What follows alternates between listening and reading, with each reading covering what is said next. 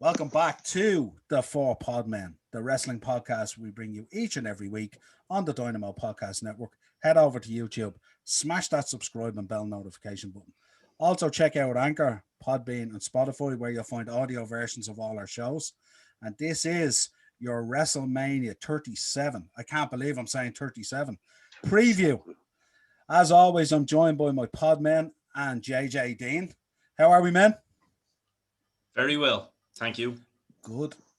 Let's deep dive into this straight away. Let's get in here. WrestleMania, 2 nights. What's our thinking straight up on 2 nights of WrestleMania? Joe? Can I go first on that, lads? Yeah.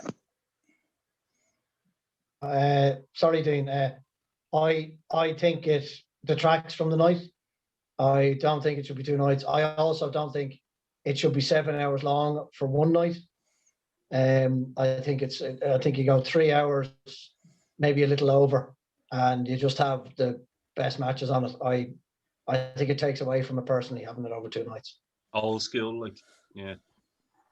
Jay, what's your thinking? I think it's almost a reclamation of what he owns. I think he's literally took the hit last year. I think there's a lot of BS, and he literally wants to put a wrestling festival out there on the ticket and on the mark now. He's taking back WrestleMania weekend. I mean, it's interesting, right? During lockdown, Mr. White in the UFC just stole Saturday nights from everybody else because he kept on going with his shows. But this week is the first time in a long time I've seen him putting on a card very early in the evening. When the UFC are even afraid of what WrestleMania weekend means to people, you know, there's still a big dick on the table, and one weekend of the year, it belongs to the boss. And it's, you know, I like it. Yeah, I suppose. Dane, what's your thinking? The circus is back out. As Jay said, he lost out big time last year, as we did personally. It's the year that's been in it with AEW trying to get to some sort of level near the WWE, and it's a case of let's get the big guns out, let's get everyone onto the card, put lads into matches simply for the sake of getting them onto the card. People want to see them, you know what I mean? Not many can be there, but yeah, it's just flexing of the muscles. I'm not overly excited. I just hope it outdoes my expectations. But we were talking about it earlier on, and it's all about the spectacle the last few years, isn't it? It's time to put the fucking wrestling back onto the map and have people talk about the matches instead of fucking, did you see the ad that was in between and fucking music and all that shit. I just want to see good wrestling. Yeah, I think it's going to be great as well to see fans back in some shape or form. Absolutely, because I think the product really needs the fan and the fan reaction there. It's really been missing that over the last year. I mean, they've done a stellar job with the Thunderdome and all, but it's just not the same. Fingers crossed, and just hoping that Becky returns in that women's title match. Just hoping Becky returns. Right, so night one, let's kick it off. Let's get into the matches that we know Godfather about. And the originator of the show doesn't get to speak, but that's okay. Go ahead, jump right in. Go ahead and give us. I thought you were the first to give the view. No, I didn't say nothing. Go ahead. No. Let's hear your views on 2 No, nights. I'm looking forward to it. Let's go. Match 1. Let's do it. So match 1, we have Lana and Naomi versus Dana Brooke and Mandy Rose versus the Riot Squad. This tag team turmoil match. Winner receives a title match. Jay, what you thinking on that? Well, anytime you get to sit down on the first card on the night is the greatest who ever laced up the boots to do it. I cannot wait for Liv Morgan. You know what? I'll probably turn the whole show off after that. I'll have had me fill. My future wife will be on TV. Wrestling incarnate. Everything that I enjoy about this sport in one person. You know what I mean? The dog is in heaven, baby.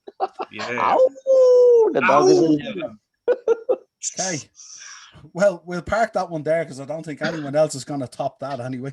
No. Next up, we have Cesaro versus Seth Rollins. Ian, what you thinking on that one? I like that you threw that one to me because that's actually one that I like. like on paper, that just sounds awesome, doesn't it? Like a singles match, you know, no gimmicks needed. Cesaro, you know, we all know exactly what Cesaro is. One of the most undervalued, underrated, I think, talents probably in the world, not just in the company. And Seth Rollins, obviously, he's kind of got his own thing going on now with the whole Messiah thing, which is kind of, I don't know whether I'm into it or not. I honestly can't tell you whether I'm into it or not, but I do, bell to bell, I certainly enjoy Seth Rollins' work. So I mean, I think that could be a nice little. It could set the pace to be a sleeper work of the match of the event. Yes, I think so. That's one of them men who understands what WrestleMania means. Yeah, I think you'll see Seth. You know, he always invests in himself on Manias. You know what I mean? He always comes out looking good. He always has nice gear, and you know, he's always trying to, like Randy Orton, he's always trying to have that little WrestleMania moment. You know what I mean? And yeah, I think that's gonna be a nice match. Yeah, there's one fall. Yeah, there's a nice dynamic history with them there from the Ring of Honor days as well. So and I noticed Seth Rollins as well. He's building up the match by going in hard on him about the Vince McMahon stuff and things like that. So there's a nice little kind of edgy build up to it as well, you know. And you've seen Noel, obviously you've seen him in his, like, even in the Hall of Fame the other day, where he has his little suit on fire and all, you know what I mean? It's kind of, I like his character, I suppose, in that kind of quirky way. Next up then, we have... The only thing... Go ahead, Joe. No, go ahead, sorry, Joe. Interject just quickly. The only thing I worry about with this match is you've Seth Rollins and Cesaro, they're both stellar. I'm sure they put on a great show. The only thing I worry about this match is its placement on the card. Because I think if they're on too early, they won't be allowed to do as much as they want.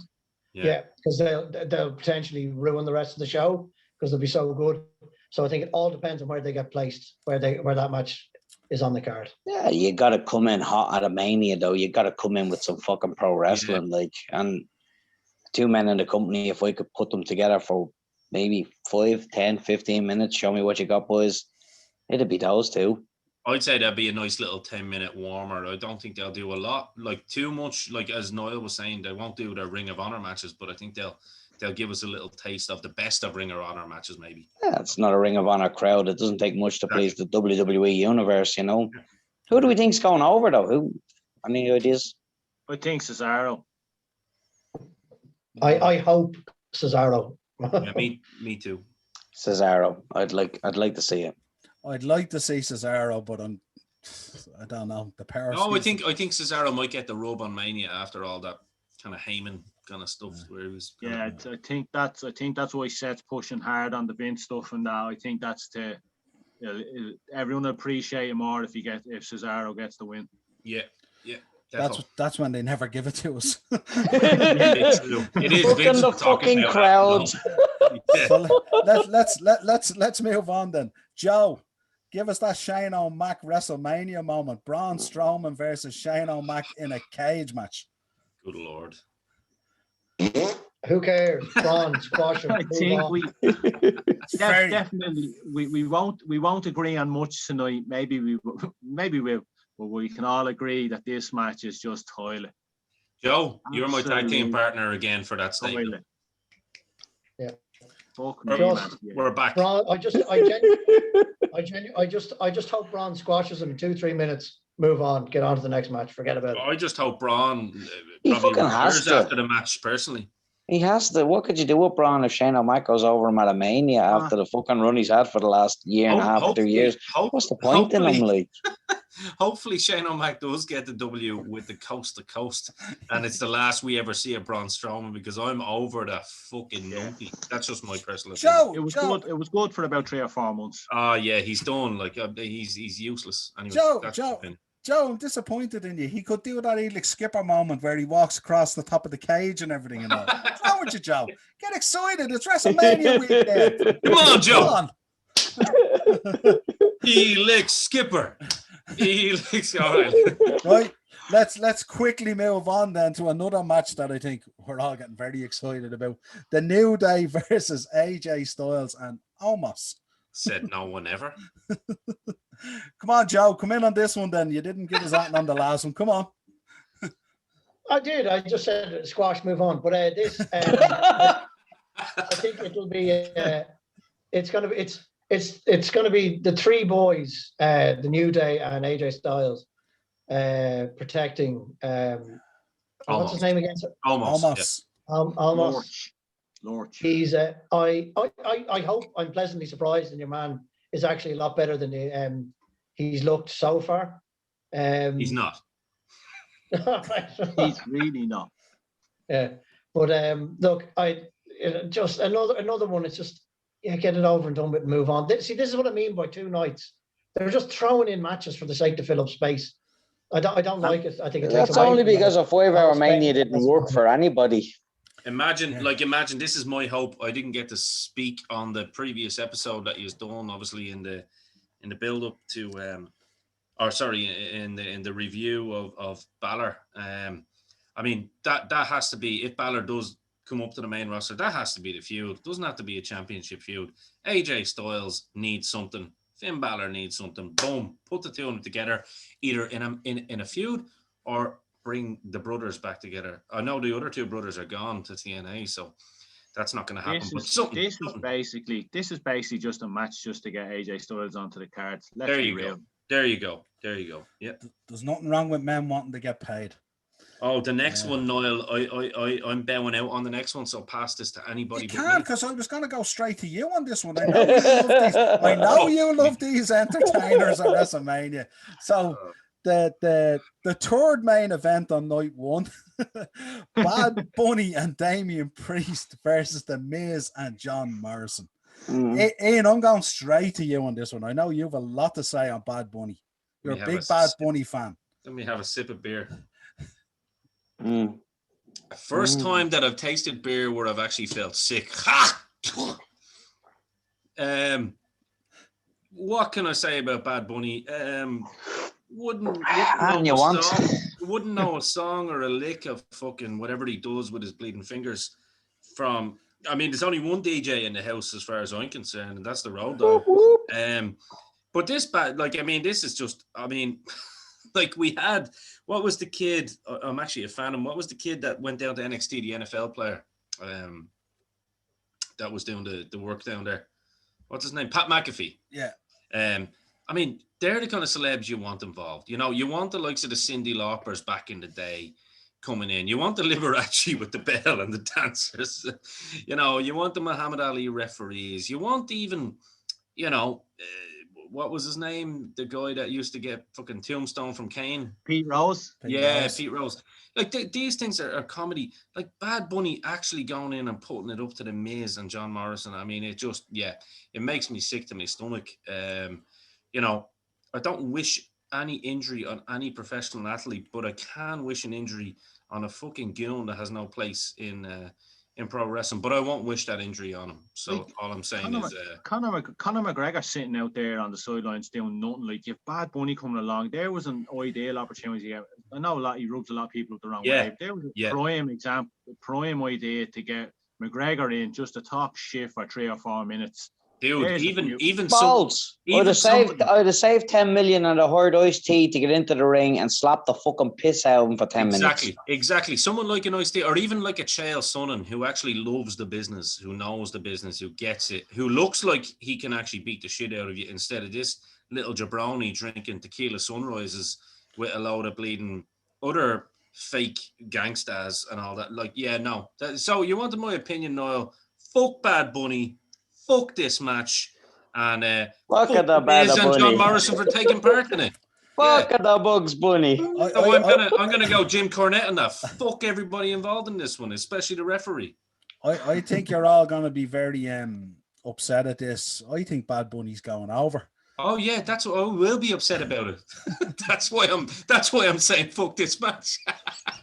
I'm looking forward to selling all those Bad Bunny t-shirts. Well, Noel, I'll buy one off you in fairness, because I love you, brother. So that's okay. I will not. I'll buy one for Jay.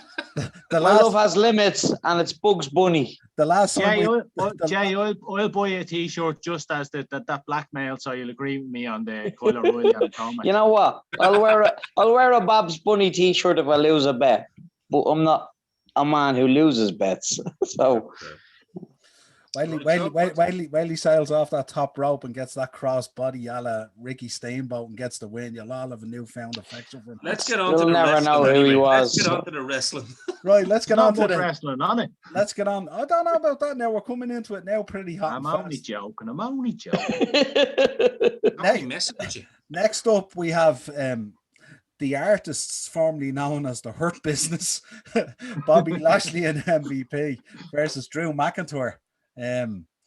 What you thinking on this one, Jay?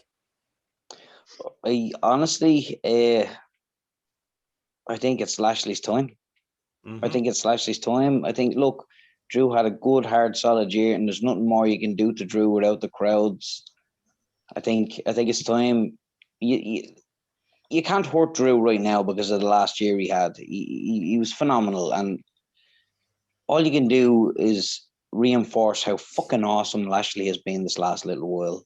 Yeah, I'd agree. I don't think you hurt one by putting over the other. I think this is all wrestling psychology, and I think whatever they do can probably be resolved a few years down the pike if you need Drew to get one up on Bobby again. Rise and decline. It's a switching paradigm, and I think it's Lashley's time, and rightly so. Joe, what you're thinking? My thinking is TNA. Because this was, I'm pretty sure this was the main event of a Bound for Glory, but at some stage. Was it legit? Yeah. Yeah, Bound for Unwatched. They had a rivalry in TNA anyway, the two of them. I know I'm bound to never watch it, but anyway. Hang on. You promised us last week you were going to start watching. You were interested. I tried, and do you know what happened? My brain hurt. You didn't.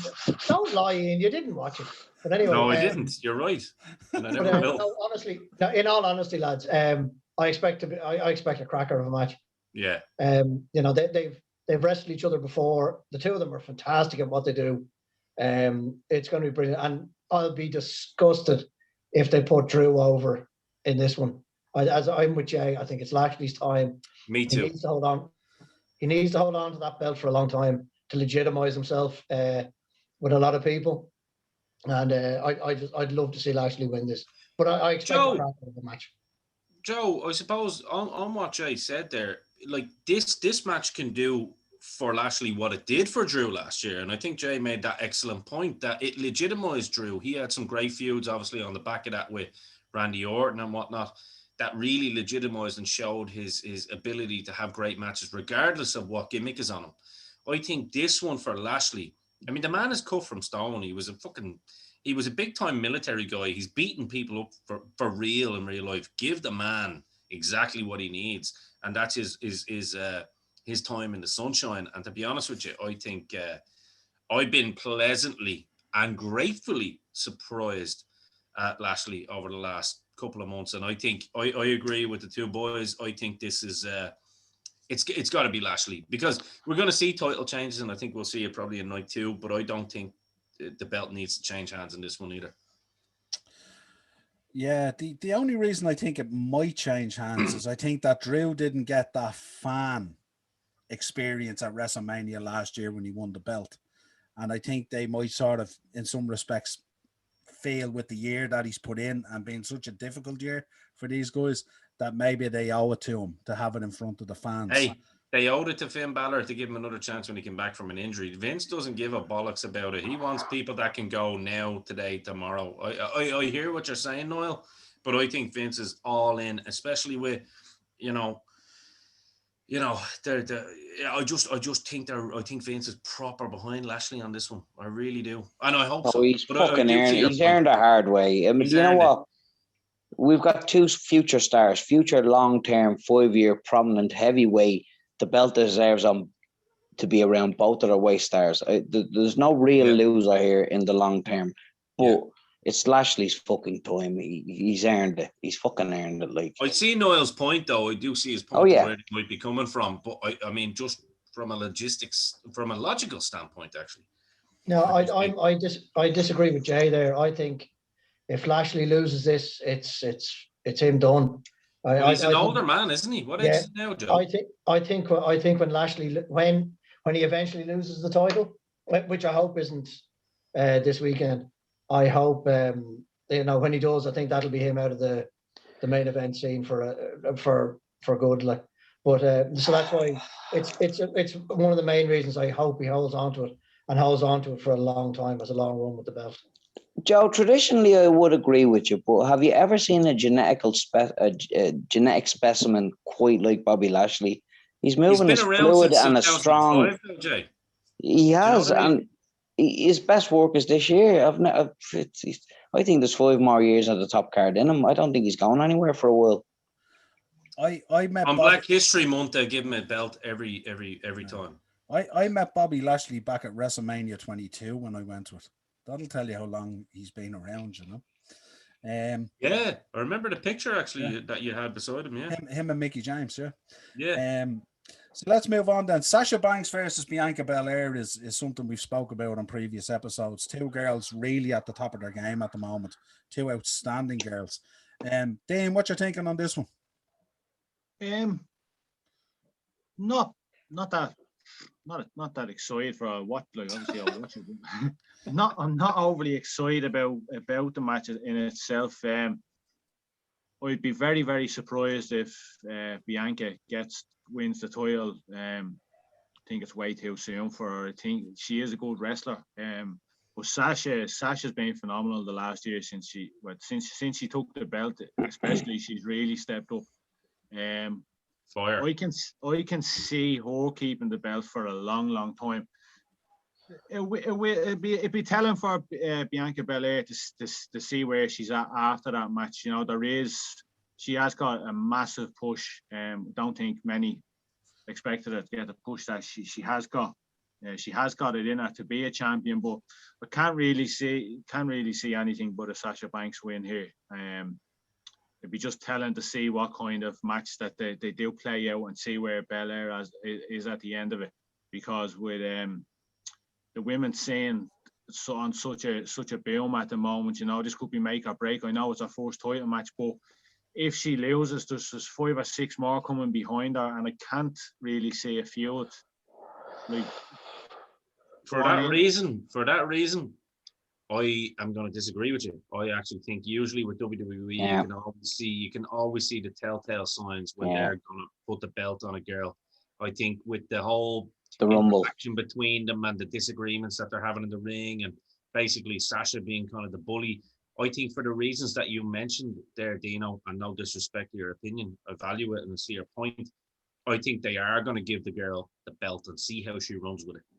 Because Sasha doesn't need it. Sasha is the bona fide star right now in that women's division. You know what I mean?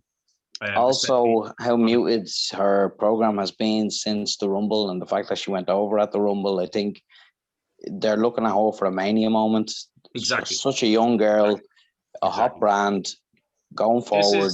This is the Bret Hart, Shawn Michaels, Iron Man, fucking put the next, exactly. Yeah. Weeping her eyes out in the middle of the ring and her first title fucking hold. I think you can't hurt Banks. She's money all fucking day. Yeah. But I think it's her night.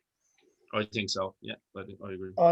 I don't know, and I don't care who wins this match, but I am. I am really excited about it. I think this, like Cesaro Rollins, has the potential to steal the show. Could be a sleeper. Yeah. Honestly, I think the 2 of them are fucking brilliant. I agree. And they're both phenomenal. I think they have the potential to steal the show. Whoever wins it, it doesn't matter who wins it, because both of them are going to come out looking like stars at the end of it. I think anyway. I'm convinced the 2 of them are going to look amazing at the end. Can I just add, actually, can I just add as well, just real quick, and you can continue your point. One thing I want to say, I can't wait to see Sasha Banks' entrance. Always love her gear. Always love her throwback, Eddie Guerrero gimmicks and all that she has.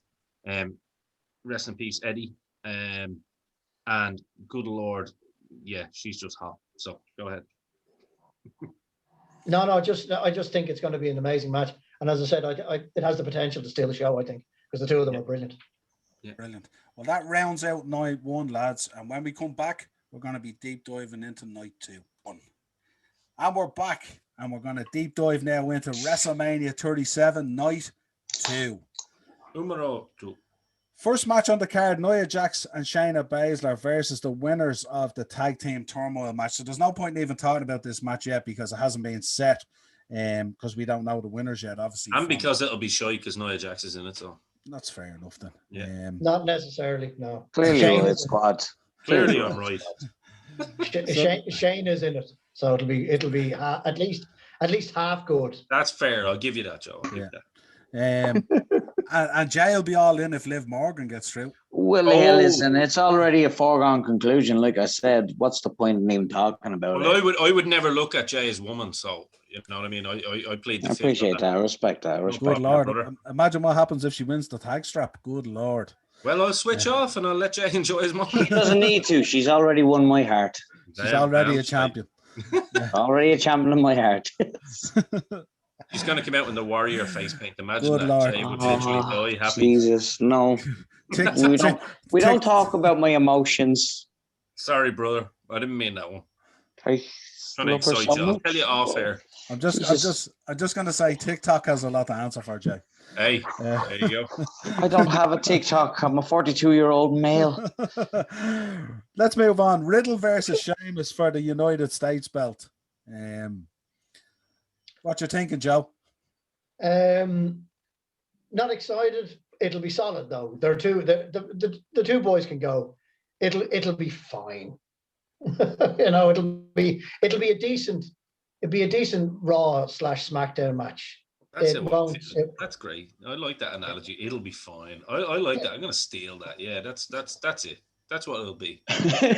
Joe, we're gonna have to change on this. You're like Counselor Joe tonight, you know. I like that. Yeah, he's got me agreeing with it. You see, I told him I'm his tag partner again. I'd like to sit everybody down and tell them they're all winners. Yeah, Joe, we are back for sure. Fuck you, Joe. Sheamus is gonna smash the teeth out of him.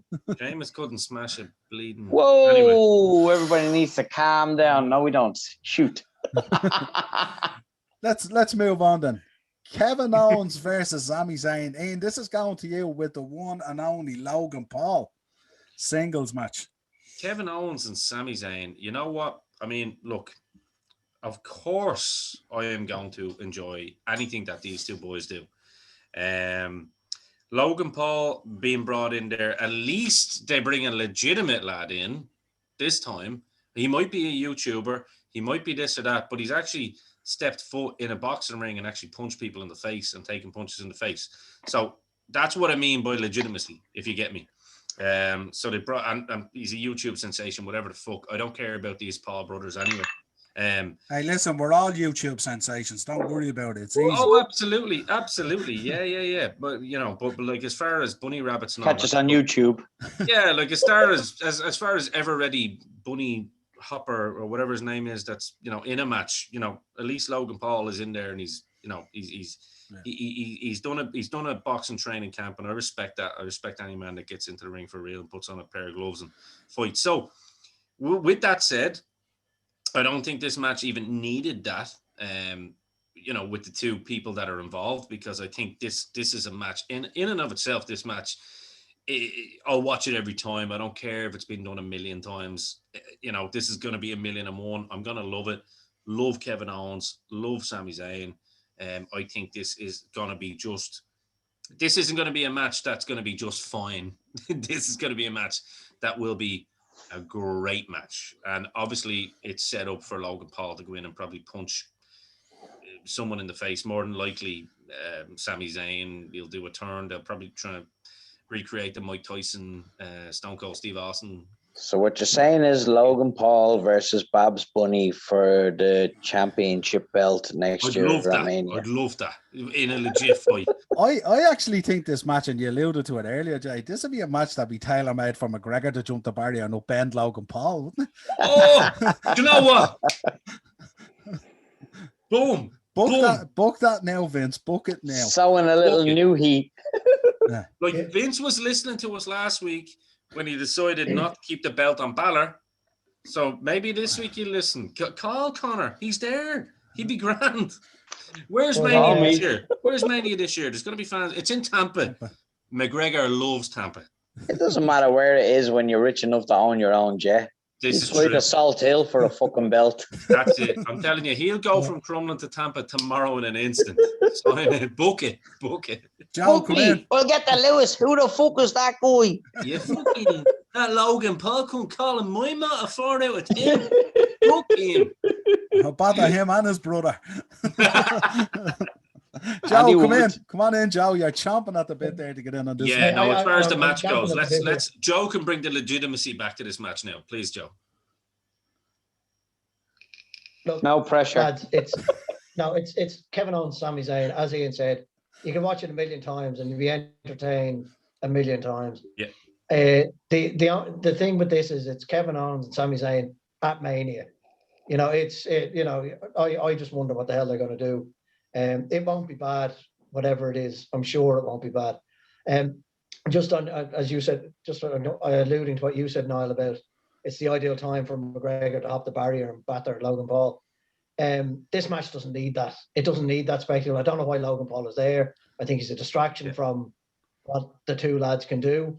I They don't. I know why he's there. You know, It's because the ascension of a man from the mid card, where he has been for the last 2 or 3 years in the big product, and his charisma is just oozing through heel wise. When I look at Sami Zayn, I see classic fucking greasy heels like the Rick Rudes and the Mr. Perfects, and it's time for him to ascend. You can't damage Kevin Owens' product. He's had a great 10 years in the business, but Sami hasn't had that in that particular company. And I think it's the reason Paul is beside him is the company wants all eyes on Sami. He's a Danny Davis honky tonk type, modern type Danny Davis honky tonk, isn't he? You know, It's add a little grease to the fire, make it burn brighter. It's like Sami's easy to watch. He's fun to watch. Doesn't matter how shit the show is weekly you're watching. When that guy's on screen, he eats up the camera. And forgive me, Joe, I interrupted you there. yeah, I'm looking forward to hearing Joe talk about the match. Actually, no, you're all right, Jay. You answered a question that I was asking, so it's fine.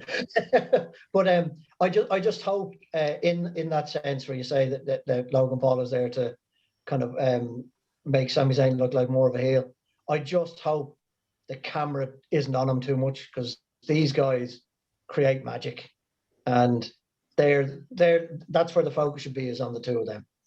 I think the problem there, though, Joe, you know who's going to be commentating on this match as well, so you know that the focus will be on him.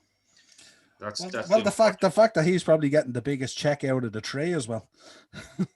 Yeah, that's what bothers me too. Yeah. So let's move on from that match before I get annoyed. Actually, now that we think about it. Well, before we move on, I'm calling it Kevin Owens and Logan Paul costing Sami Zayn the match. I'd like to see Double swerve.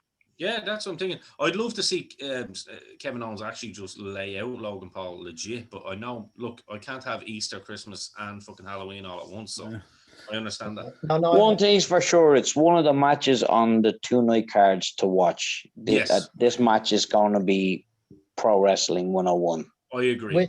I will put a caveat with that, Jay, as long as they don't focus too much on your man Paul. Because why don't we mute it and watch it? That's a good one. Yeah, but I just the commentary team most certainly will. Yeah, I know they'll ruin it. Yeah, for sure. Yeah, I do worry about that with this match, because, as I said, the two boys at Mania, I expect, I'm sure they'll create magic, because anytime they're anywhere near each other, the sparks fly, and I just hope that the addition of that other fella doesn't take away from it. That's all. For old time's sakes, Noel, can I introduce this next match? Of course you can. All right, just purely because it's caught my eye. WWE, you never cease to amaze me. Be a star, be all this. So it's Black History Month, and we decide we're going to have a Nigerian drum fight. Let's throw a token African country name into this and have one of our American black stars come out as a Nigerian, where people quite clearly know he's not Nigerian. It's almost like phone jacker. Hello, my name is such and such. Can I have your bank account details? It's ridiculous. I think these two guys don't need that. Do you know what I mean? This is where my woes are, actually. A Nigerian drum fight for the Intercontinental Championship. I mean, good Lord, Vinnie Mac. You never cease to amaze me. I mean, Big E, I think we all know that he's awesome. You know, he's been teetering on the brink for quite a while. I think we all know that Apollo Crews, we saw his run in NXT. Absolutely phenomenal. He reminds me, and not so dissimilar to Bobby Lashley, that he's been there on the verge, and he's a big motherfucker in great shape as well, and can work, and just been lost in kind of obscurity for such a long time. And then they come back with this gimmick. I just thought it was just such a weird time that WWE always seemed to pull it out. Call me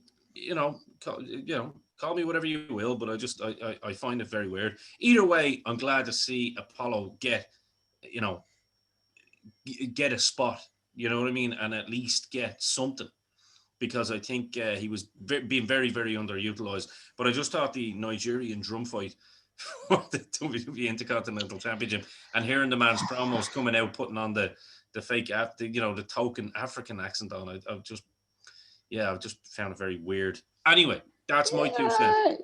You know what? I'll step in here and defend the company. Go on, Jay. I'm going to defend the company, right? As ludicrous as the world is, and its ebb and sway of politics and fucking geopolitics and all that other silly shit, It is the last bastion of ridiculous. It's fucking Three Stooges at times. And, look, we had Rowdy Piper, who's never even fucking stepped foot in Scotland until he got enough money to get to the big show, playing the bagpipes. He was never fucking Scottish. Jay, don't you ruin that for me, Jay. You listen to me. The last stronghold of the stereotype is the WW, regardless of its ERF. I mean, we've got Sheamus running around with big ginger fucking sideboards and a flat cap, starting on his mate, who's a Scot, who slams a fucking claymore into the front of the stage. There's times when stereotypes offend the world, and there's other times when they don't. And sure, the world getting angry about the Apollo Crews gimmick being put on him. Oh, fuck it. If it earns that man more money and he pushes, you know what, his own career forward, and let's face it, he isn't genetically and geographically keyed in to any Native American fucking tribes. He obviously has a heritage from somewhere. And Vince is always looking to develop the next territory, or the company is. And I see that being Africa after they've done with India. We've done the Punjabi fucking death cell match. We've done all of these stereotypes and tropes. And the one place where this ludicrous shit can be thrown into the melting pot and not be taken so seriously is the world of pro wrestling. I don't think he got the memo that Africa isn't going to be his biggest cash cow. But no, he doesn't care. There's money and territories coming from that, you know. All joking aside, to be fair, when I said that, I wasn't saying that with badness. It was just I know. It was more the fact that it was just such a Vince McMahon-ism. Do you know what I mean? But you were right. You were right. He was throwing Simba at us again. Yeah, that was that's all. A 90. You were absolutely 100% correct, and I wasn't talking to you or anybody else here. I'm just reading and scrolling through the Facebook pages on this shit, and I'm seeing people taking shit way too seriously with this. Can I just say one thing? Hilarious. Vince really should have called a man in fucking South Louisiana for this gig. I'm not going to lie, all right? Because there is one man out there that is willing and able to be a part of this match, because we got Logan Paul in Sami Zayn's corner, all right? There's one big man who used to be a one-man gang, who is the African Dream, that should be bringing Apollo Crews to the ring on this one, and that's my opinion. Absolutely.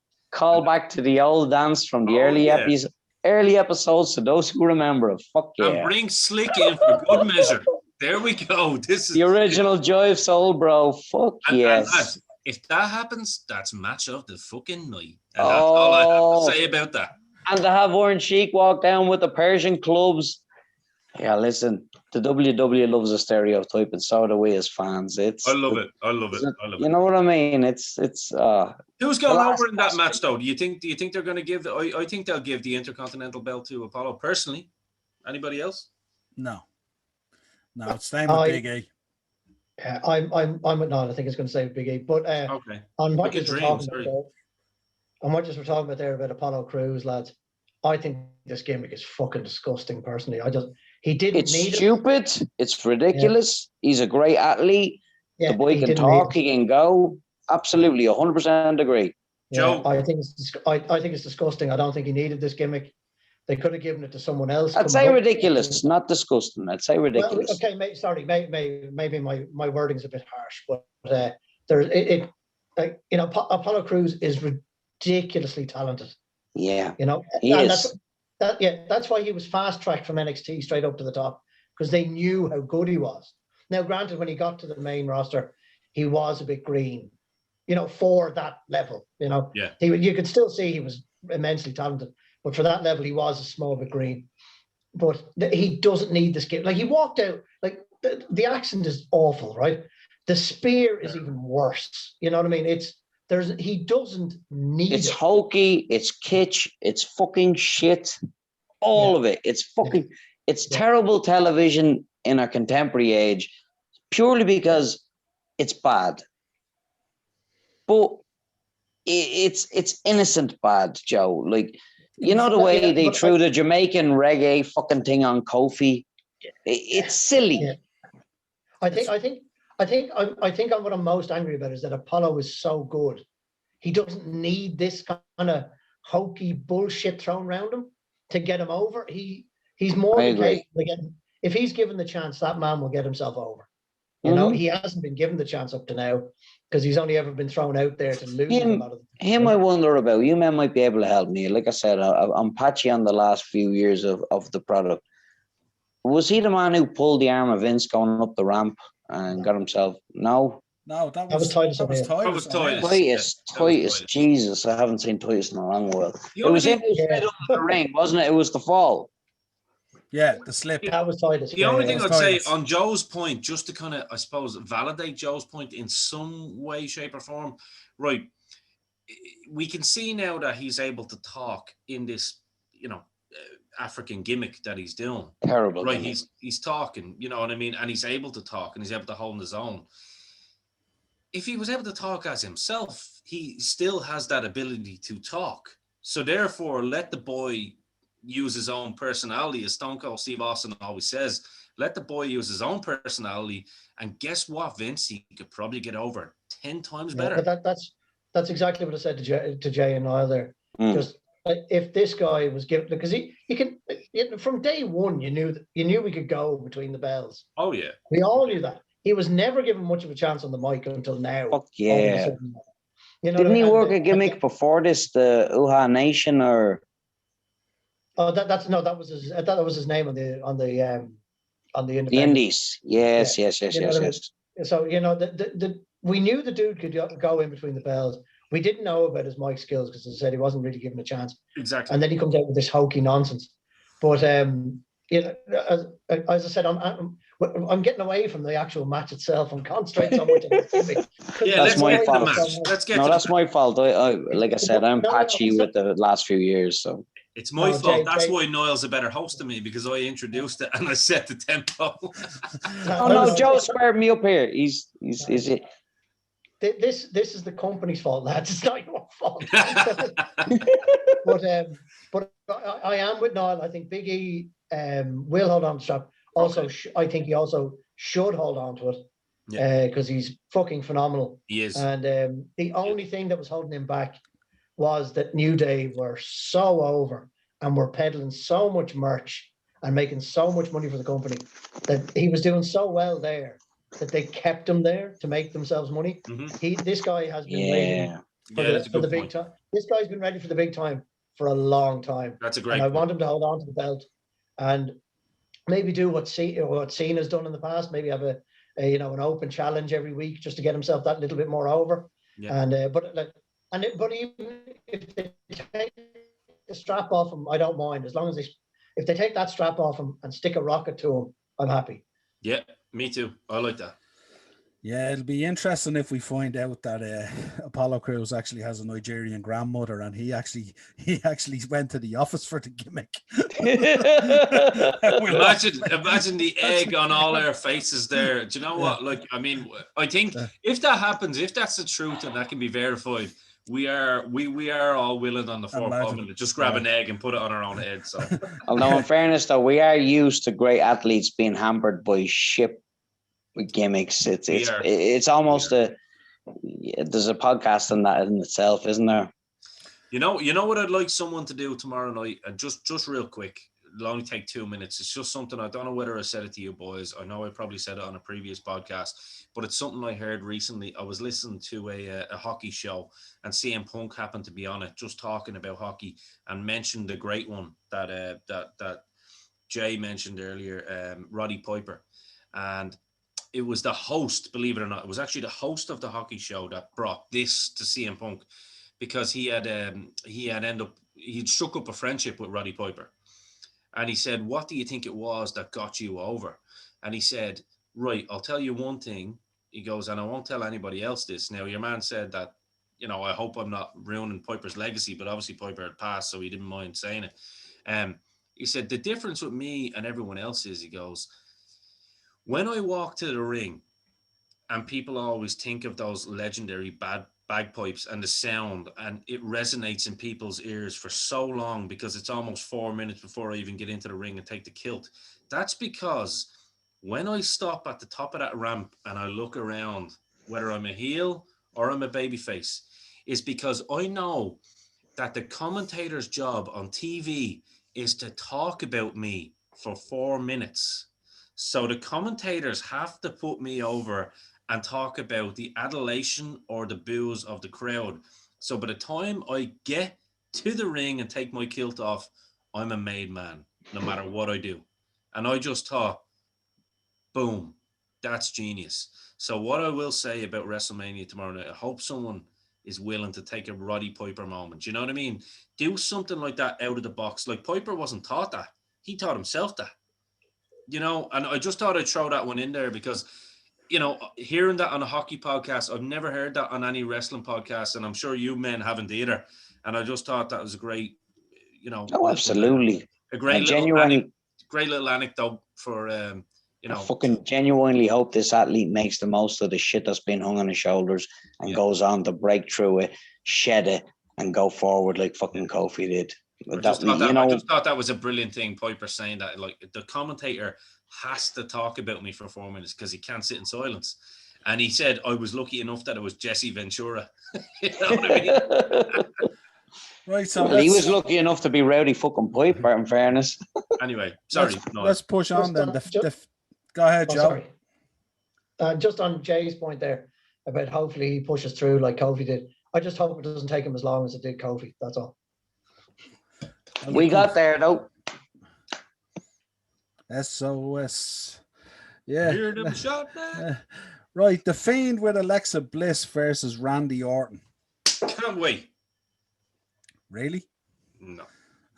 Jay. Oh, really? Oh, sorry. Jay, you being a big fan of The Fiend, come in here and tell us. The year of 1,000 gimmicks. Oh, okay. Good Lord. What are they doing to Randy? I'll tell you what they're going to do to Randy. He worked hard and long last year. He gave Drew some fine fucking matches. He put in a year and a half of solid work. He is due 6 months off. He is getting squashed.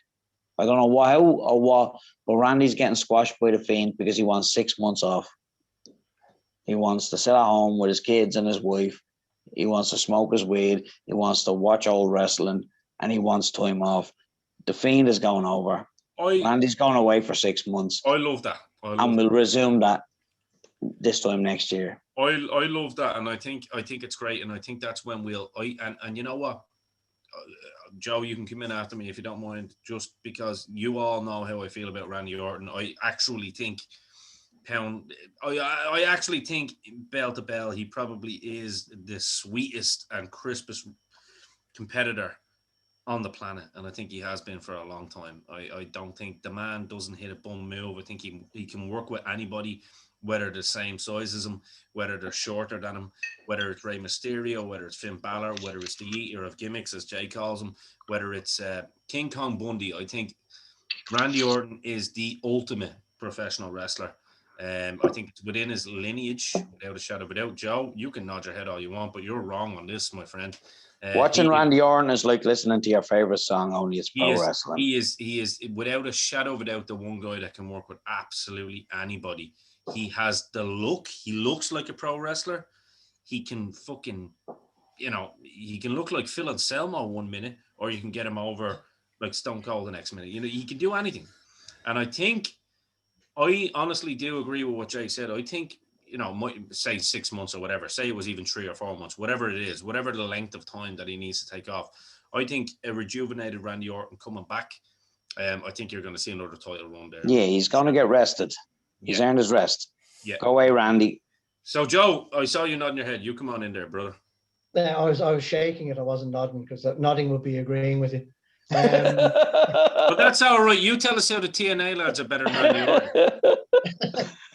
I'm not claiming that. Randy Orton, when he is interested, is one of the best, if not the best in the world. When he's not, he has been for a year though. Oh yeah. Sorry, don't get me wrong. He's been brilliant, and when he's been even the last time he worked with Bray Wyatt, you could see he was really into it. He was loving it. I understand what you're saying. I understand. Because you called him the consummate professional wrestler. I don't think he is, because when he's not. Okay, I meant, sorry. Okay. Let me just put a bit of context on that. What I mean is when, and you are right, but when he's in the ring, I mean, look, at the end of the day, he's never lazy or he's lazy in terms of his gimmick and stuff, but in the ring, he's never dangerous.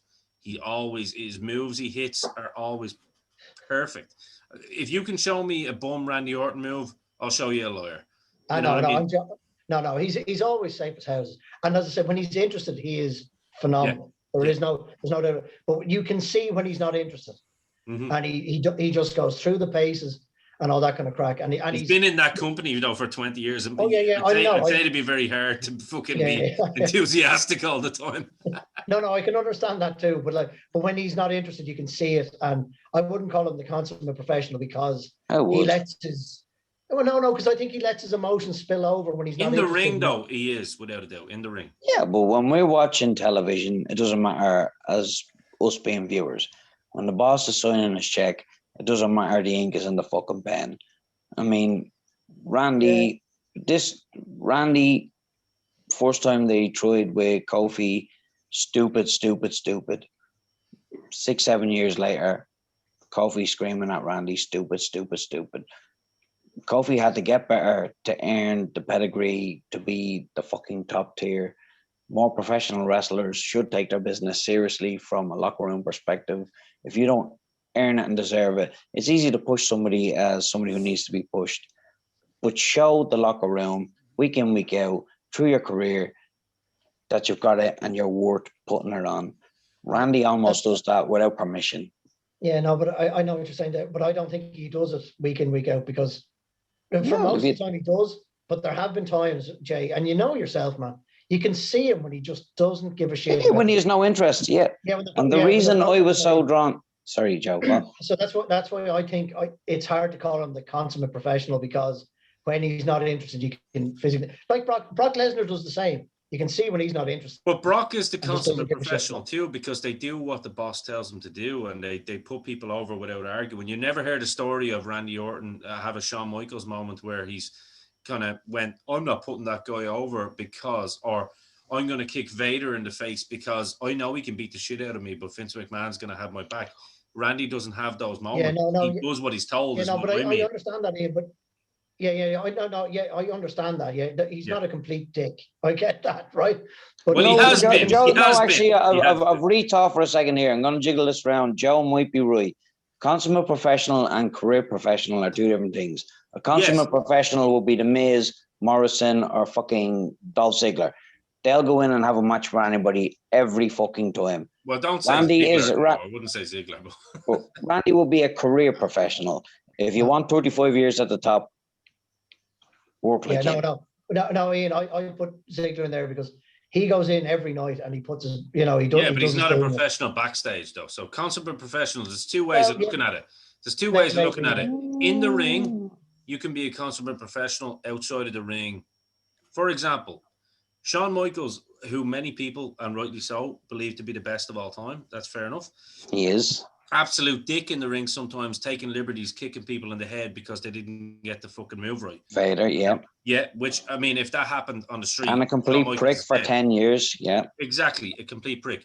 What I'm saying is, in the ring, when I call Randy Orton the consummate professional, I'm talking about in ring, doesn't go out with an agenda to hurt someone, doesn't go out with an agenda to do that, and he's told, you're booked to do this, grand boss, no problem, I'm going to do that, I'm going to fucking put such and such over, I'm going to go home and smoke weed and fuck my beautiful wife, and that's what I'm going to do. So there's two levels. So that's what I mean with consummate professional. So I think we're all agreeing on the same thing. Let's get on to the match, which is going to be anything but a pro wrestling. They're two different things, but we will move forward. We're on different levels, but we're kind of getting to the same thing. Randy Orton, when he wants to be awesome, is fucking awesome, right?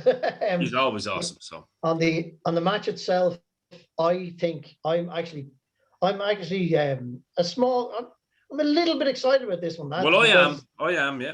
I think these guys know they have to make up for what happened at that the last time they faced each other at Mania, which I think there was a lot of backstage messing, and I think there was a lot of production shit that went on that was completely unnecessary. And I think these guys know they have to put on a show this time. And there's three fantastic people involved. You've got Randy, Bray, and Alexa Bliss. And the three of them are brilliant at what they do. Yeah, she should be in a horror movie, man. She should be. Yeah, the three of them are brilliant, and I think Randy and Bray have been talking about this for a long time, for years, literally years. Going, we let ourselves down a couple of years ago. We need to make up for it now, and I'm quietly excited about this now. I have to say, Joe, you know what you're at the down for me there, and probably all the listeners out there, and I commend you for it. You're at the whetting my appetite for it too. So for that, I commend you.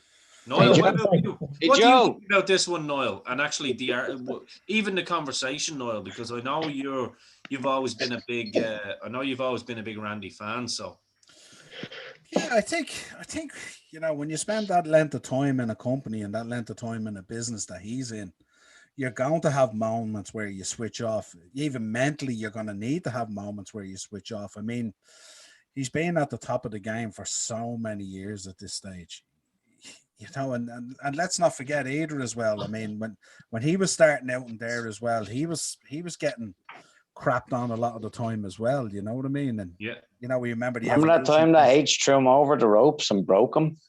Yeah. But we remember the times as well where like he took the belt off, or the H took the belt off him at the peak of Evolution and all that kind of stuff. So like he's had his moments where he's had to deal with stuff. I'm not as excited about this match as probably I should be. As Joe is. Yeah, well, I just don't. I don't know. I don't know whether these two guys come together to produce to produce that type of match. Yeah, that's a WrestleMania match, if you like. Maybe a SummerSlam or a Survivor Series or something like that, but maybe not WrestleMania. So I don't. I think Alexa might have a bit of a part to play in this. I know we spoke earlier about, women on the outside and not interfering as much and taking the shine, but I think she might need to get involved because I think the Fiend that's come back is a different kind of Fiend.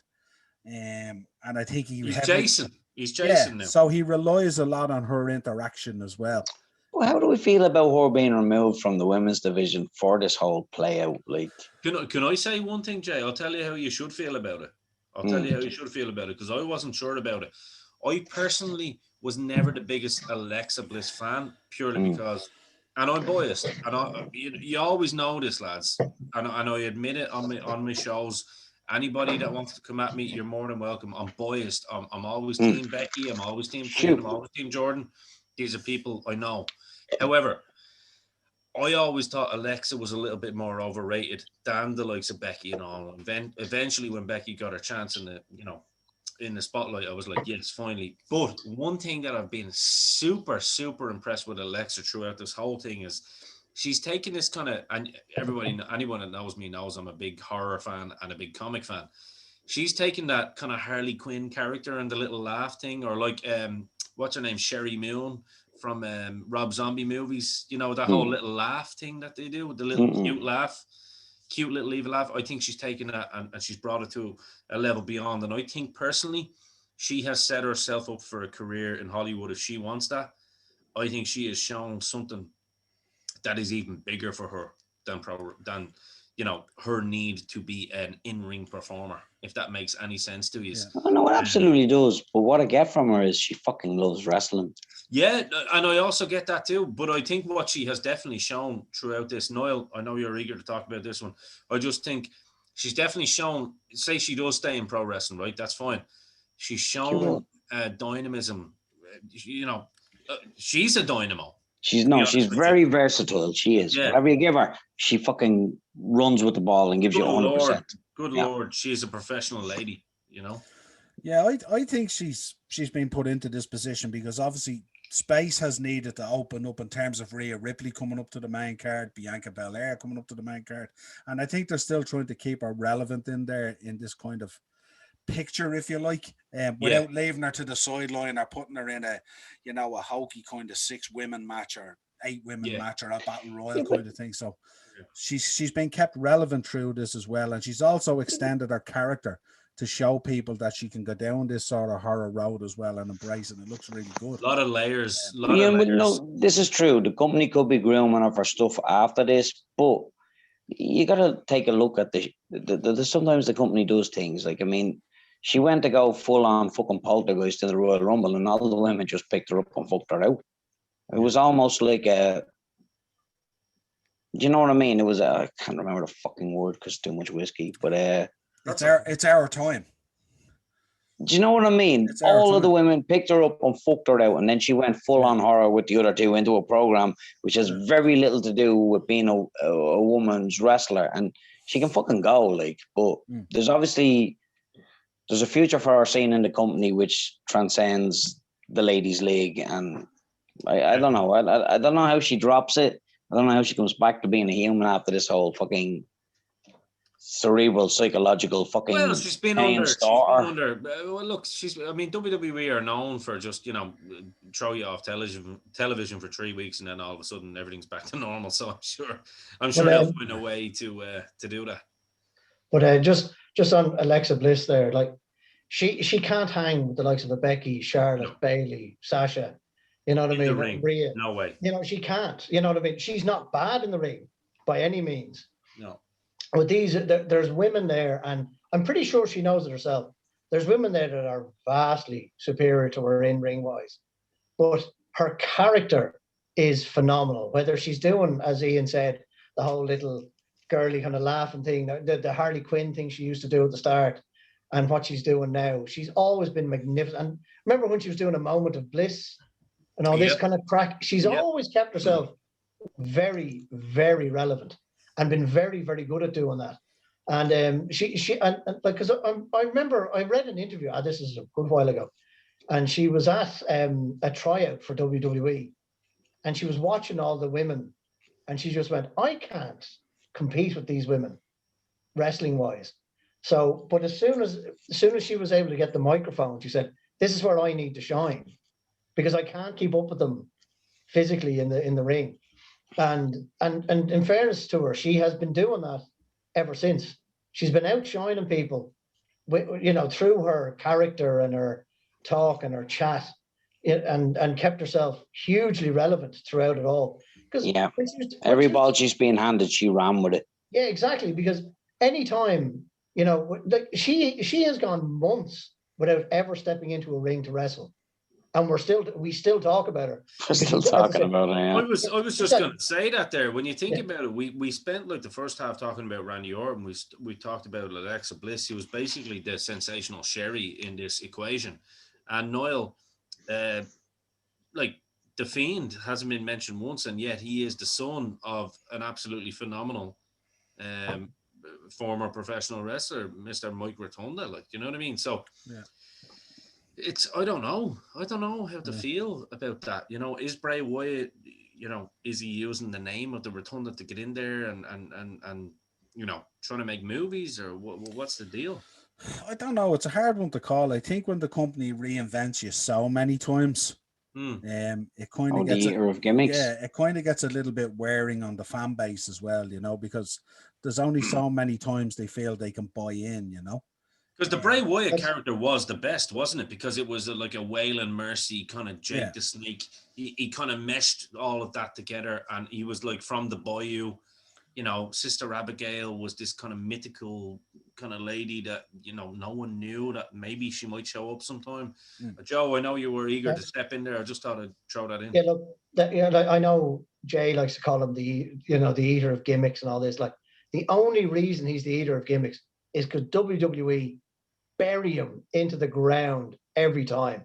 That's true. Like, Bray Wyatt and the Wyatt family should have been amazing. Absolutely amazing. They lost every single rivalry they were in. They never won one, right? They had big build-ups in between, but as soon as it came to the actual kind of main event, he always lost. So he had to reinvent. He had to reinvent himself. So him and Matt Hardy had their thing for a while, but which was a bit of crack, but it wasn't serious. And then they brought in the Fiend. Then he brings in I don't know if it was him or WWE, but the Fiend got brought in. And one of his first, they tried to put the belt on. They tried to put the belt on him too quickly. There's no need. A character like that doesn't need a belt. No. He just needs to be going out every week and destroying everyone in front of him. What did Jake the Snake say in the past? I never needed a belt. Yeah. My character never needed it. And the second thing they did with the Fiend was they put him in that Hell in a Cell with Seth Rollins and got him disqualified and got Seth Rollins disqualified. And you're like, what the fuck? They've constantly buried him.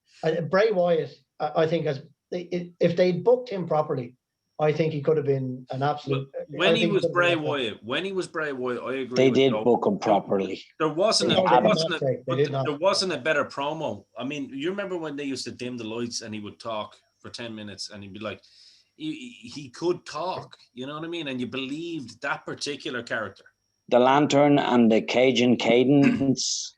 He had a gimmick that could have been a career gimmick.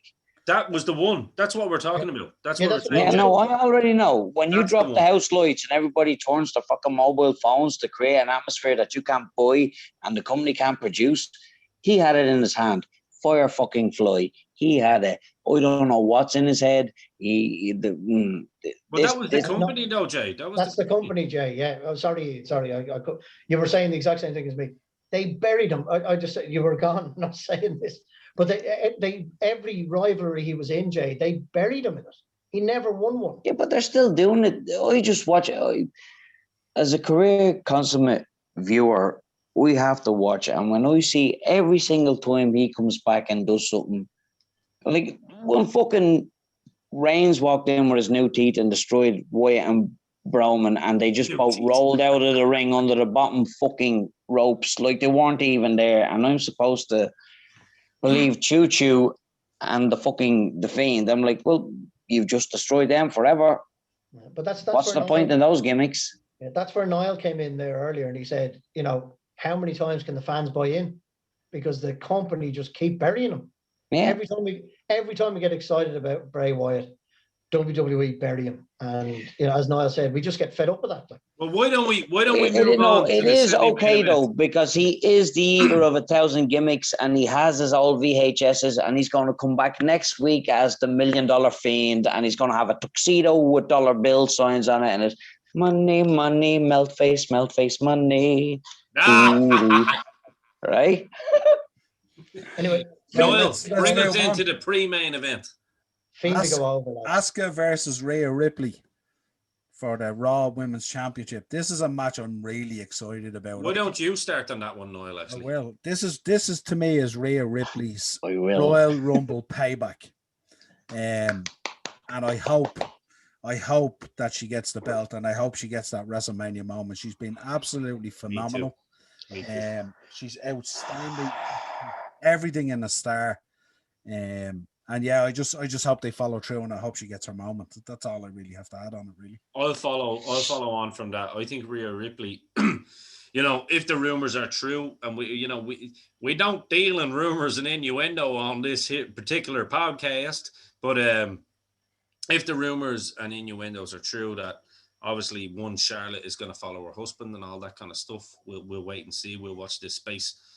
I mean, there's a ready-made star right there in Rhea Ripley, I think, in similar stature, in similar kind of size, and I am going to go out on a limb and say in similar, if not better, ability than Charlotte. No, not better, but maybe the word I would say would be potential.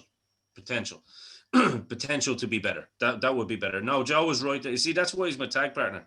He's always like, get him. Tell him. Then I guess I'm disagreeing with two fucking people because she is money in the bank all day long. But you hear my point though, like in the sense that I do honestly believe that she has got everything that Charlotte has and then some. What age is Charlotte? Charlotte's not that old, man. I'd say the lady is only about 33. I don't know. I'll find out for you though. What age is Rhea? She's a kid, man. She's 20-2. Is she 22? Gold. Good Lord. Maybe. I don't know. I made that number up. I just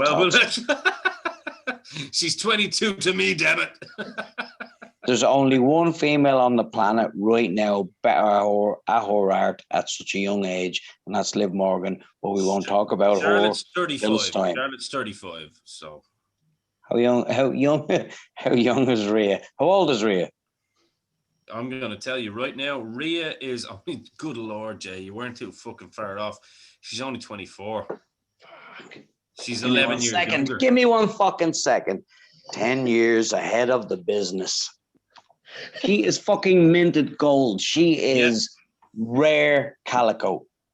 That thing is a star. She is Fort Knox in a lot of ways. Like she is.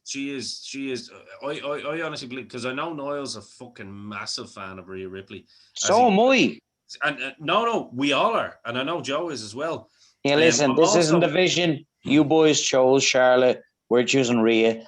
Defend, fight, go for it. I think this is awesome. I mean, I think Asuka is always just going to be there as you know, Asuka's great, but like she's not. She's kind of the consummate. She is actually a consummate professional, Asuka, because I mean, like she without a shadow of a doubt, she is, because she's a fucking veteran. Yeah, she is. I mean, and I think she's happy to be there. She's very much like her brethren in Shinsuke. You know what I mean? She's happy to just be a part of WWE and do what they need to do. They show up to work, they do their matches. But I think this match is made for Rhea Ripley to win the belt. And I'm telling you, they can strap a rocket to those broad shoulders on that young lady, because she is ready to fucking take it all the way to space, in my opinion. When we remove sex from the equation and we call all wrestlers consummate professionals or wannabe professionals or up-and-comers or everybody's reaching for the brass ring, there is no finer star, regardless who laces up the boots, than Rhea fucking Ripley. I agree. Last year's WrestleMania told that story too, with no crowd. Listen, what told the story for me was this year's Royal Rumble and the finish with her and Bel Air. I loved that ladies' Rumble. I thought she's deadly. I don't think we can add into that, and I think the only person that needs to add something to that is Mr. Joe, because he hasn't got the chance to speak on it. I think both women's championship matches have the potential to steal both nights. You know, you've got 4 phenomenal wrestlers. As Jay said, take sex out of it, take gender, it doesn't matter. Yeah. 4 of them are amazing at what they do. Yeah. With Asuka, you said, Ian, you said it like her brethren Shinsuke, happy to be there. I think Asuka has more of probably because she's younger than Shinsuke. She just loves being in that ring. Yeah. She absolutely loves it. Shinsuke, I think I love watching her. Yeah. Oh yeah, she's amazing. Like she's the kind of wrestler that if there was one person watching her, she'd perform the exact same as if 90,000 were sitting there. She's watching. like a good rock band. It's like Pantera Yeah. used to say, we don't care whether there's 10 people in the audience or 10,000 people. You know what I mean? And I'd agree with that's a great point. She's Joe. phenomenal, like, and she's roaring, she's screing, she's dancing about the place. You know what I mean? She's pulling all the faces. She's amazing. Whereas I think Shinsuke, I don't think you should compare to Shinsuke because I think he's just happy to pick up a paycheck while he's there. When he is called up to wrestle, he gives it his all. Well, that's what I mean is that they're like they're kind of like they're the first proper long-term Japanese employees that came over from the Orient and actually stayed long-term and have had long-term gigs on the main roster. So that's what I was saying, like that they've shown that they can fit in the locker room and actually not just kind of be a part of it, but actually stay around and be professional. Do you know what I mean? That's and be highlights. Yeah, that's all I meant. Whereas I think if Asuka was where Shinsuke is, where he, not used all that much, and he's months away off TV and stuff like that, I think she'd get pissed off and frustrated because I think she just loves being out there more so than I think she almost needs it. You know Shinsuke what I mean? got kicked in the face back in the day in Pride quite a lot as well, so he's probably fuck it. I suppose there is that. He's put his body through the ringer a bit more than her. He's like fuck off. But, he's happy enough to go out and snap pictures of fucking water towers and go surfing. But like getting back to the match itself, like you have Asuka, as I said, who's amazing. I can't wait for this match. I honestly can't wait for this match. And Rhea is, let's be honest, she's fucking phenomenal, and it's a show stealer. Yeah, and it, as I said, and the Bianca Belair, Sasha Banks, another one that has the potential to steal the whole show. The only thing is, I think Asuka, I know you guys were talking about how Rhea deserves a WrestleMania moment. I think Asuka also deserves a WrestleMania moment. True. Because she won that Royal Rumble and then she lost to Charlotte, and probably should have won it as far as I'm concerned, because she had the whole unbeaten streak and the whole lot, like it was, and it kind of ended. It was a bit of a fucking wet fart. That's a good point, actually. Like we spoke on that earlier, Noel, actually, about say Drew not necessarily needing that WrestleMania moment that we had it, and does he need the crowd, blah blah blah. Like I think Rhea Ripley is so like the company are so invested in her, and like. But it's like I said, I think she's going to, but she's money in the bank long term. It doesn't matter when it happens for her. It's going to happen. That's so do you think that Asuka might actually, especially if they're going to put the belt on Bel Air, which I think they're going to. So do you think on this one, like, it's not going to hurt Rhea if she just falls a little bit short against the vets? I'm with Joe now. I switch. I want Asuka to have her. I'm with Joe. I'm with Joe too. Yeah, I switch. Pass it to Noel. He's not happy. I want Asuka to win this one, get a WrestleMania moment, because Rhea, as you guys said, she's only 24. She has about 15 left. At least. And she'll get, and I'd say she'll get at least 8 or 9 of them. But project them for a year, though. The wrestling booker. Tag is going to kill someone soon, lads, if you don't let him in. Trust me, I'm going to tag him now in a second. But the booker brain in me says everything in the women's division is being cooked for one return that hasn't happened yet. Becky. And we all know who that is. Becky.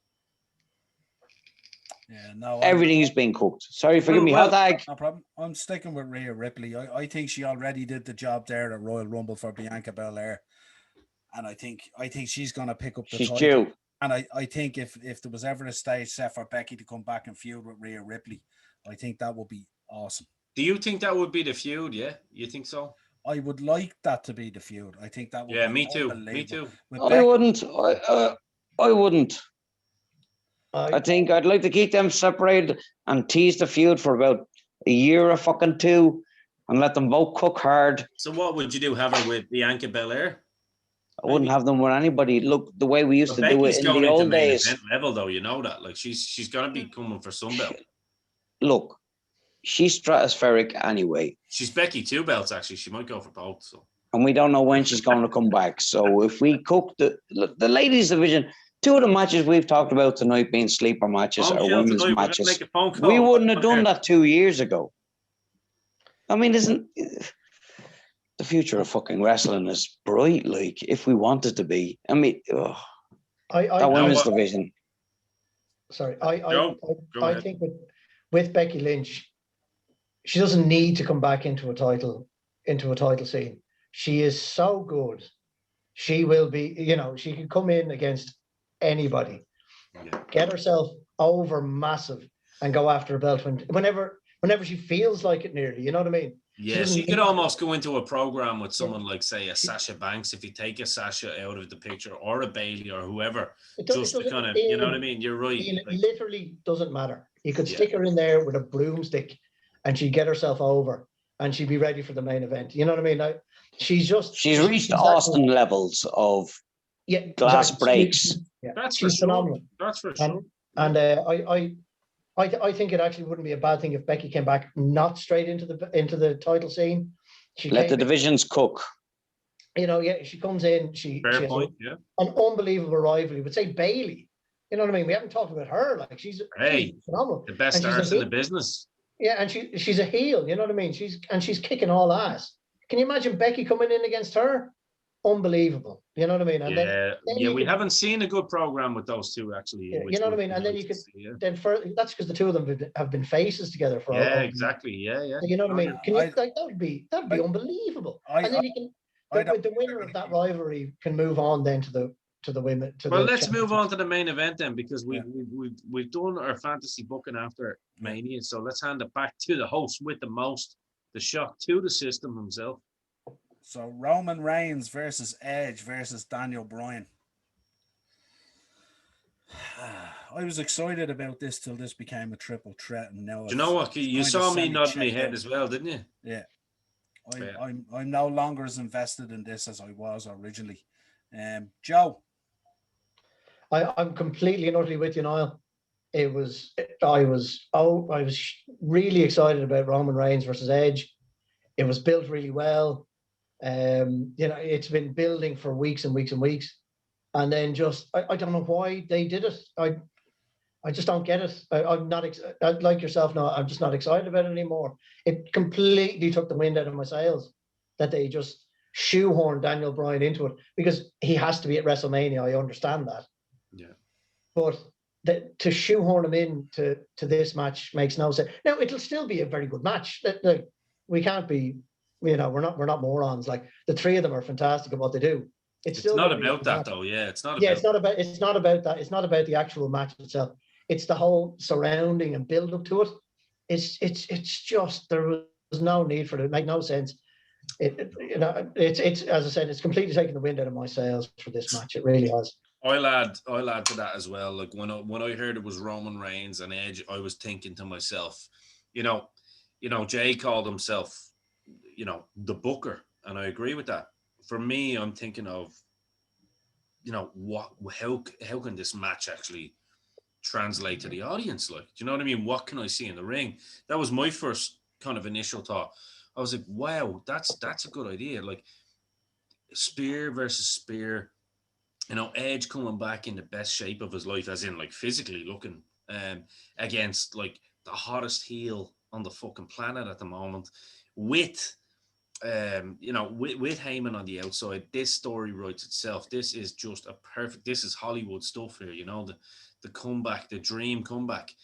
And I was thinking, I believe these two guys match up very nicely in terms of how they could tell a great story, because we mentioned on Edge's own podcast that we've done on the Four Podmen, we always said he was never, pound for pound the best catch can pro wrestler. But one thing that he was always able to do was be involved in a great fucking storyline and tell a great story in the ring. Even the match with Mick Foley, that kind of match where they had that kind of hardcore match. Edge is just amazing at being able to be involved in these matches and put together like really, really good storytelling matches in main events. He's a main event player. That's exactly what he is, and that's why he's had the success that he's had. And you know, I think throwing Daniel Bryan into it, who is a little goer, like, let's be real. Daniel Bryan is a little goer who, in his own right, needs to have one-to-one matches to be able to kind of fucking, you know, take the big man down. I don't know. I just see this. It doesn't make sense to me either.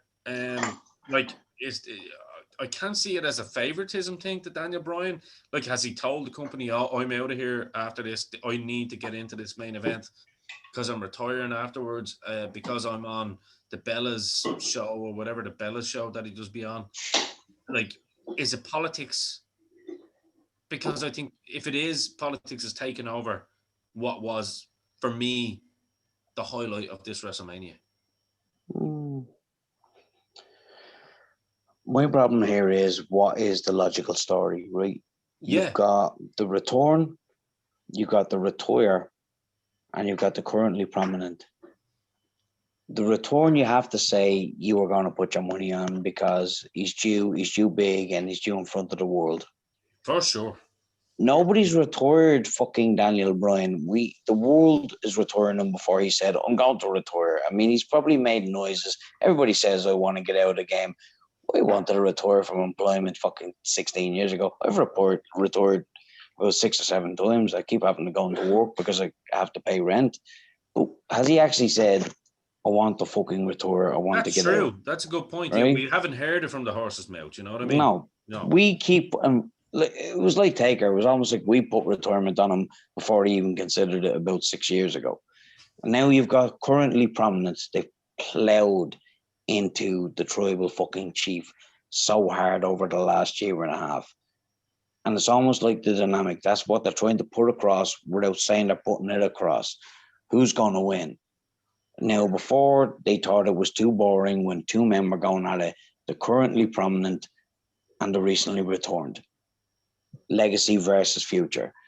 And that had gravitas. That had weight. Who's going to win it? Who's the company behind? What are we going to see? Now we throw Bryan into the mix, and I have no belief that he's going to return in the next year or two. Can I ask one question, actually, to all 3 of you men, especially to you, Noel, being the shopkeeper? You know how merch works, right? Daniel Bryan is not going to be a credible, right, an actual credible competitor to either of those 2 men in terms of not just because, you know, of size or anything like that, purely on the basis that he's not as over as he was at the time that he got his moment, you know, at WrestleMania when he beat Batista and Triple H or whatever. Right, that was his time. That was when Daniel Bryan was over, when he was on top of the cage, you know, when he was in with the Wyatts and doing yes, and the whole, we had that stone cold fucking level, you know, ovations. This is not that same Daniel Bryan. That's not to say that Daniel Bryan doesn't have that same ability. We know he does. But Edge is the guy that's come back, and Edge is the person that absolutely everybody has chosen. Reigns is the fucking person that everybody is raving about and that has chosen as the bad guy, and saying, and the industry, you know, even the fucking smart marks are going, this is the best thing we've seen all year. Do you know what I mean? Roman, the tribal chief, as Jay says. Daniel Bryan, I can't understand where he fits in this mix, because he doesn't add anything to this match, because he doesn't have the fanfare that he did before. Of course, he's going to have some of them, loyal fans, but he's not at that CM Punk level, say, where Punk could come back tomorrow and had that Austin-like status for that kind of 2 or 3 year run.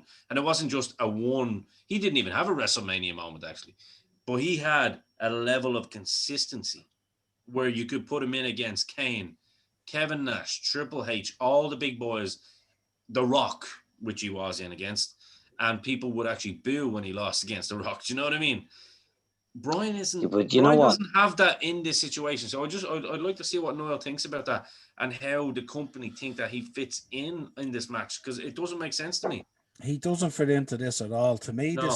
this I think Paul Heyman is going to spend more time in that ring during this match than what Daniel Bryan is, because when you look at the history of these triple threats, when you look at the history of these triple threat matches, and no disrespect to Daniel Bryan or his ability or anything else, he's been dropped in a meat grinder here or a meat blender, and it doesn't fit. And like this to me stinks of retirement. It stinks of retirement, and it's just go out on top, like, you know. I mean, let's be honest here. When you see a triple threat match at Mania, someone spends a lot of time out on the floor, okay, and that's hardly going to be Roman Reigns, and it's hardly going to be Edge, is it? No. So it's going to be him. Yes. So I don't see the relevance of it being in it. As Jay said, there was a perfect storyline there set up between Edge and Roman Reigns.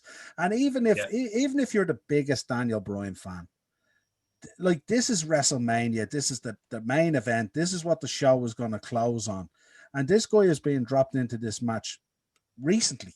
It's only kind of evolved. You know what I mean? It doesn't fit the story. It doesn't fit the narrative. After being squished after his Elimination Chamber chance to fight the champ. The problem here is from a business perspective, adding a wild card into this match doesn't hurt either brand. Bryan isn't in the mix to win. He's in the mix to make sure one of the other two aren't hurt. When you add a new aspect into a match. No. But I mean, when you go back and you look at the Elimination Chamber as well, was he actually in reality in our minds? Was he in the mix in that as well? No, he wasn't. I don't see retirement for him either. I think he's been added to the match via he's retiring after this one to add an element which has no business in the fucking match. Well, if it's an element, it's actually a bad element because sometimes there is. No, it is. It is a bad element. So it's retirement versus return versus currently strong. No, I get the feeling in this. I think it's kind of a little bit legit, and I think he's gonna go, and I think the business has gone by him, and I think that he had his moment with the yes movement, and he had it, and he got his WrestleMania moment, and he went off and he came back. Yeah. And I think now at this stage, to figure out what you do with Daniel Bryan in this business is a little bit difficult when you look at the levels of Drew and Roman and Edge coming back and all these guys. He just doesn't fit that mix. But even the guys that are coming up, Noel, even the guys that we talk about that are coming up. So say we have a Balor coming back up again. Yeah. He's not going to have which the he level, is. Which he is, but he's not going to have the level of fanfare that even a Balor is going to have coming back up. Do you know what I mean? And he's of similar stature to Balor and similar kind of work rate. You know what I mean? Yeah. Similar kind of wrestling ability, whatever way you want to look at it. I wouldn't be surprised on Sunday if he announces it. I wouldn't be surprised. You think that, right, this is how I personally think it's going to go, lads. You please correct me if you feel the need to. I have no problem with this. I'm just trying to play like fantasy match in my head. There's going to be close moments where we have fucking, hope spots where Daniel Bryan gets in and almost gets the pin on someone after somebody doing it and the fans go blah. And I think they're going to try and recreate that kind of moment in the sun for Daniel Bryan where people can go and because don't forget, let's help some fans out here that are fans of Daniel Bryan. No. There are moments. All right. Well, I'm going to try and do it. There are moments sometimes. What's he gonna do? Lose a smile? He never fucking had one. Well, he'll be back in 3 years. If it's a retirement, it's a temporary one. No, just humor me, if you will. Right. So sometimes we suspend belief.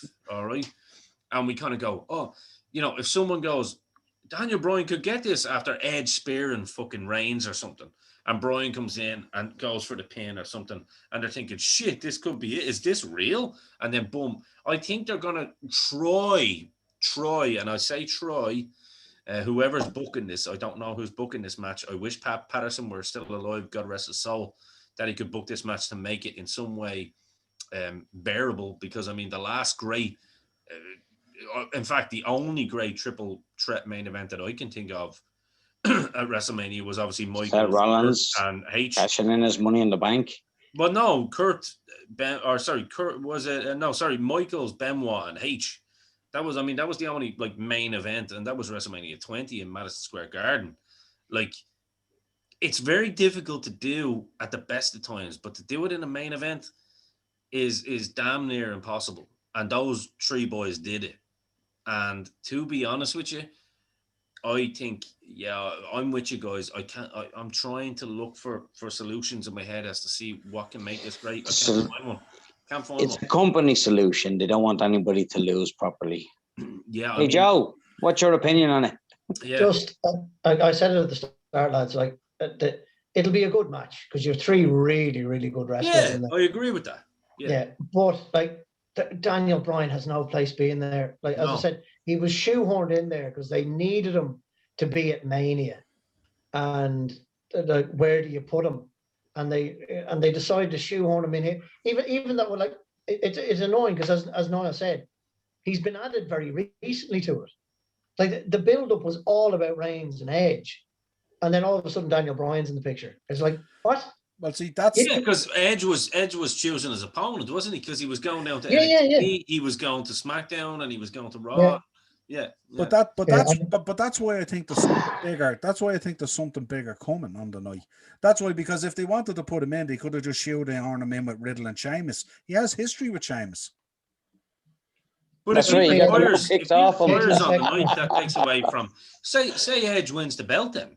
Honestly, I think they just don't want to hurt the other two's brands. I think they're going to run with that for the next. Say Edge wins the belt finally, and he's the one to shut up the fucking, the two mouthpieces that are Reigns and if Bryan costs fucking Reigns the match, but if he retires, then surely that like hurts Edge then. Absolutely, that'd be horrible. It's going to hurt everybody. No, listen, either Reigns is going to retain or Edge is going to win it, and then there's going to be a moment at the end of the match. Bryan's in the middle of the ring. He's going to announce his retirement. Bray Wyatt is going to run down to get another paycheck, and he'll get his Nikki Bella engagement moment off into the sunset. I've always loved here, you. Daniel, have my Hall of Fame ring. She's going to turn around and go, listen, it's time to come. He's going to be lying on the mat in a heap. She's going to say, it's time you came home. Everyone's going to clap him out of the building. Yes, and off you go. Come on, you know what? It's just... maybe this is why it's a three-way dance, so that everybody who has a very good opinion and a very base history on the whole product doesn't have a fucking idea how this show's going to work and end. Yeah. That's also a good way. Well, I think that's going to be it anyway. It's going to be some end of the WrestleMania if the belt goes on Daniel Bryan, isn't it? Well, I mean, the only ring I want to see, Vicky Bella's in the ring there is the Starfish ring. Fuck that. You know what I mean? No foreign objects. It's Bray Bella unless whichever one of them. They both look the same, Noel. You can forgive me if I'm fucking. I've yet to tell the difference. I can't tell the difference. You know what I mean? Hey, ask John Cena which is which. Well, lads, I think we've come to the end of our preview. It's been fun and interesting, and we've touched on a lot of real good subjects in this to try and pull this card apart and make sense of it. From Nigerian drum Jesus fights, was it dissected? Yeah, from Nigerian drum fights all the way to Lads Return. The Starfishes. As always, head over to YouTube, Dynamo Podcast Network. Smash that subscribe and bell notification button. Also on Anchor if you want the audio versions of our show. And no doubt we'll be back next week to chat about what actually hot tag. Till next time, it's been a pleasure, lads.